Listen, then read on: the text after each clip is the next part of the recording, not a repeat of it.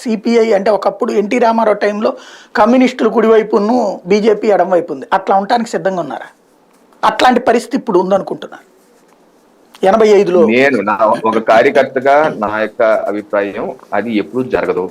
CPI, CPM, Congress ఇటువంటి వాటితో వెళ్ళే పరిస్థితి అయితే బీజేపీకి అయితే ఖచ్చితంగా ఉండదు.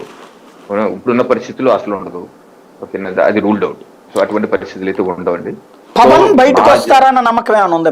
మీతో కలిసి పోటీ చేస్తారన్నది ఏమన్నా? అంటే ఎవరి పార్టీ వారు నిర్ణయాలు తీసుకుంటారండి. మనం ఒకరిని ఇన్ఫ్లుయెన్స్ చేయటం కాదు కదా. వారికి ఒక దారి ఉంటుంది, ఆ దారిలో వారు వెళ్తారు.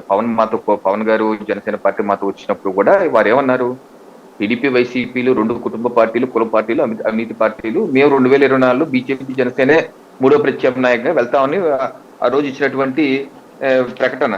ఆ రోజు చూడండి, మీకు అనేక చూపించాను. జనవరి 16, 2020 ఇచ్చినటువంటి ప్రకటన. సరే, అక్కడ నుంచి సంయుక్త ప్రకటన విజయవాడలో పెట్టినటువంటి ప్రెస్ మీట్ లో ఇద్దరు పార్టీ నాయకులు ఇచ్చిన. సరే, దాని నుంచి కొంత డైవర్ట్ అయ్యి రకరకాల పరిస్థితి పార్టీ వారి నిర్ణయం తీసుకోవచ్చు. బట్ చివరిగా ఏంటి, ఎలా అవుతుంది, ఏంటి అన్నది వేచి చూడాల్సిన అవసరం ఉంది సాయి.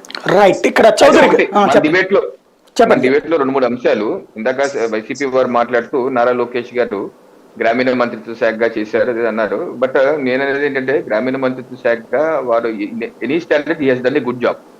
అక్కడ ఎన్ఆర్ఈజిఎస్ నిధులు వినియోగించుకుని చంద్రన్న బాట అని పేరు వాళ్ళు పెట్టుకున్నా అది ఎన్ఆర్ఈజిఎస్ నిధులు.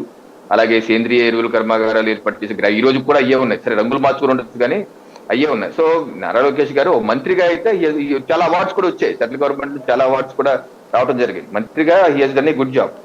అలాగే జగన్మోహన్ రెడ్డి గారు పాదయాత్రలో కూడా, అంటే ఇందాక వారు చెప్పారు పాదయాత్రలో చాలా విశ్లేషించారు, చాలా ఇచ్చారు హామీలని. పాదయాత్రలో చాలా హామీలు ఇచ్చారు జగన్మోహన్ రెడ్డి గారు. ఉదాహరణకి విద్యుత్ 2200 యూనిట్లు ఫ్రీ అన్నారు అందరికి. మరి చివరికి మీ మేనిఫెస్టోలో అది పెట్టలేదు. సిపిఎస్ రద్దు, రాగానే సిపిఎస్ రద్దు, ఓపీఎస్ పెడతామన్నారు.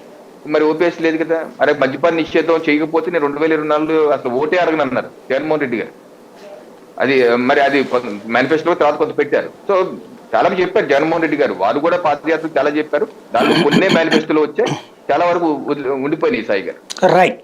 చౌదరి గారు, ఇక్కడ తెలుగుదేశం పార్టీ, జనసేన భారతీయ జనతా పార్టీని వెంట పెట్టుకు వెళ్ళగలుగుతాయా? దానికి తగినటువంటి ప్రయత్నాలు ఏమన్నా జరుగుతున్నాయా? సార్, ఏది కూడా ప్రజా తీర్పుకు అనుగుణంగా ఉంటుంది కాబట్టి 2019లో వచ్చిన ఎలక్షన్ రిజల్ట్, వచ్చిన ఓటింగ్ ప్యాటర్న్ ఇప్పుడు తీసుకోలేము. ఎందుకంటే వివిధ పార్టీలకి పెరగచ్చు, తగ్గచ్చు. అయితే 24లో పోటీ చేయబోయేది జనసేన తెలుగుదేశం పార్టీ స్పష్టత అయితే ఇచ్చాం. కానీ పవన్ కళ్యాణ్ గారు బీజేపీ వారితో మాట్లాడి నేను ఒప్పిస్తానని ఆయన వకాలతు పుచ్చుకున్నారు. ఆయన కార్యక్రమాలు ఆయన చేస్తున్నారు. మేమైతే ఆయనకి అప్పచెప్పేశాం. కాబట్టి తెలుగుదేశానికి ఇంట్రెస్ట్ ఉందా లేదా భారతీయ జనతా పార్టీతో కలిసి వెళ్ళి? ఎందుకంటే కేడర్ పరంగా గతంలో ఎన్నడూ లేనంత, అంటే ఇదివరకైతే తెలుగుదేశం, జనసేన, భారతీయ జనతా పార్టీ వాళ్ళు కాస్త అన్నదమ్ముల్లా